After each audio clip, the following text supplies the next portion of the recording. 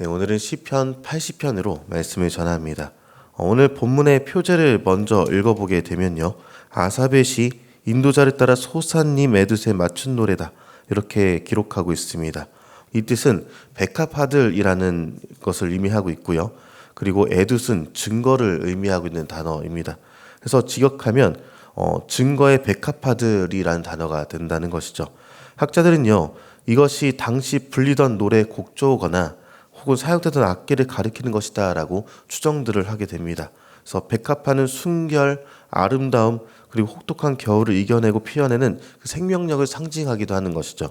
그래서 시편 80편의 내용은요, 이스라엘의 극심한 고통과 하나님의 징계로 인해서 절망을 노래하는 것을 보게 되는데, 그 곡조가 백합하다, 그러니까 이것을 이겨낸다, 이것이 역설적으로 기록되어 있다라는 것입니다. 마치 캄캄한 어둠 속에서 한 줄기 빛을 갈망하듯이 가장 깊은 절망의 그 자리에서도 하나님의 아름다우신가 회복의 소망을 놓지 않으려는 이런 시인의 믿음의 몸부림이 이 노래의 가락에 담겨 있다는 것이죠. 그러니까 고통의 현실 속에서도 장차 피어날 회복의 아름다움을 미리 바라보는 노래다, 이렇게 생각해 볼 수 있는 것입니다. 그리고 또 이것은 아삽의 시다 이렇게 밝히고 있는 것을 보게 됩니다. 그래서 아삽의 시들을 가만히 살펴보면요, 개인적인 탄식보다는 주로 국가적인 재난이나 공동체의 아픔을 같이 노래하면서 하나님의 언약과 역사를 돌아보는 그 구원을 호소하는 특징들을 갖는 것이 이 아삽의 시입니다.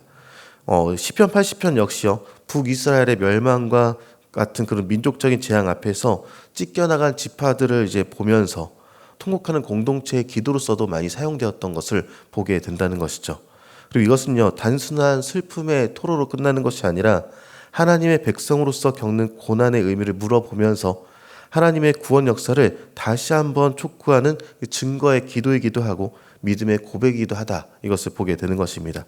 그래서 우리는요, 이 시편 80편을 통해서 이 국가적인 재난이라는 거대한 절망 속에서 한 성도의 그리고 한 공동체의 기도가 어떻게 시작되는지를 배울 수 있게 되는 것을 알게 되는 것입니다. 그리고 이것을 통해서요, 우리는 주님 앞에 어떻게 회복을 할 수 있는지 다시 한번 생각해 보게 되는 것입니다. 오늘 본문에 80편을 읽다 보면요, 반복되는 어구들이 계속해서 있는데 바로 우리를 돌이키소서라는 단어인 것이죠.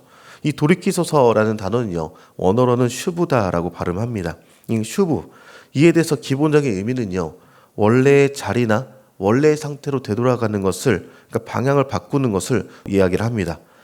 그래서 우리는 보통 회개를 말할 때 슈브를 이야기하는 것이죠. 죄의 길에서 돌이켜서 하나님께로 돌아가는 것, 이게 바로 슈브입니다. 그런데 오늘 성경 본문에서는요, 이 슈브가 조금 의미심장하게 사용되는 것을 보게 됩니다. 시인은요, 우리가 주께로 슈브하겠습니다, 이렇게 결단하는 것이 아니라 하나님이여 우리를 슈브시켜 주시옵소서, 돌이켜 주시옵소서라고 간구하고 있다는 것입니다. 그러니까 기도의 주체가 우리가 아닌 하나님이다, 이것을 얘기하는 것이죠. 지금 이스라엘은요, 하나님의 징계로 인해서 너무나도 깊은 절망과 무기력에 빠져있는 상태였습니다.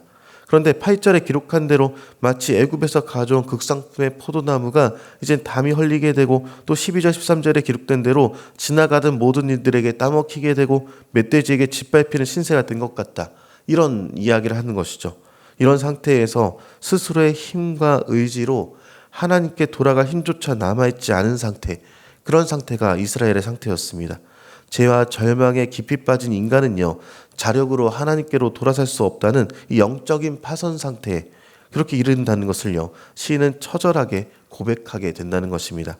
그래서 이 우리를 돌이키소서라는 이 기도는요, 모든 회복의 주도권이 전적으로 하나님께 있다고 인정하는 위대한 믿음의 고백이 될 수 있음을 다시 한번 생각해 보는 것이죠.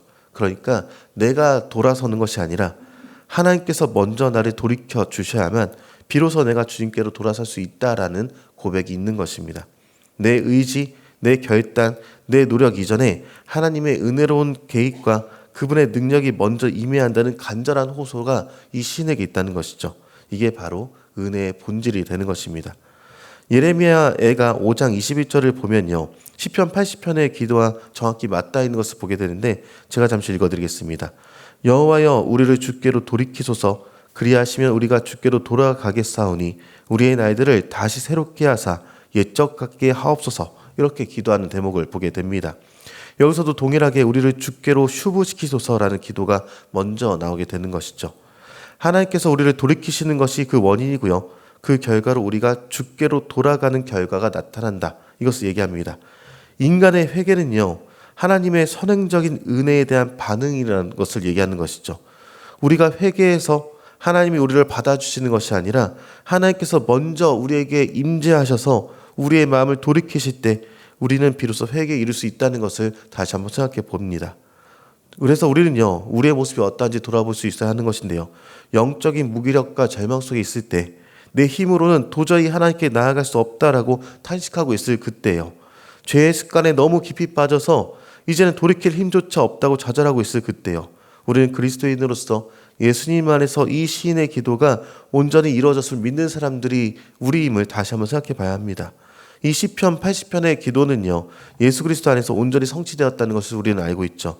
요한복음 10장에서 예수님은요, 스스로를 선한 목자다 이렇게 밝히시면서 목자는 양들을 위해서 목숨을 버린다라고 말씀하셨습니다.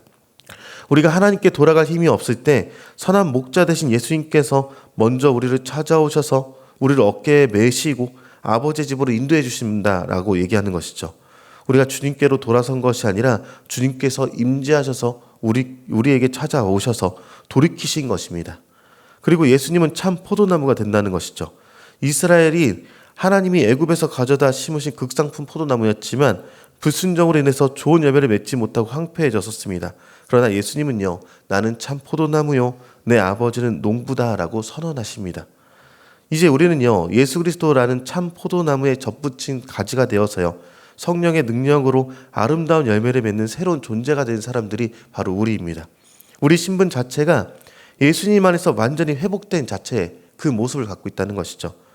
네, 오늘 시편 80편의 기도는요, 더 이상 멀리 있는 옛날 옛적의 기도가 아닙니다. 바로 우리의 기도가 된다라고 생각해 볼 수 있습니다. 삶의 문제로 인해서 황폐해지고 죄로 인해서 무너져 내렸을 때 우리는 절망의 자리에 주저앉아 있지 말고요, 담대히 시인처럼 고백할 수 있어야 할 것입니다. 우리의 회복은 우리의 의지나 노력이 아니라 주님께서 시켜주시는 것입니다. 우리를 먼저 찾아오셔서 휴부시켜주시는, 그러니까 하나님께서 돌이키시는 그 은혜에 달려있음을 생각해 봐야 하는 것이죠. 그리고 그 은혜는요, 십자가에서 모든 것을 이루신 예수 그리스도 안에서 이미 우리에게 주어졌습니다. 우리는 주님께서 돌이키시는 그때에 반응하여 나아가면 됩니다. 이 믿음 안에서 날마다 우리는 새롭게 하시고 옛적처럼 강건하게 하시고 마침내 온전한 구원을 이루게 하실 그 주님을 찬양하시면서요, 그렇게 살아가는 저 여러분이 되시기를 주님의 이름으로 축원합니다.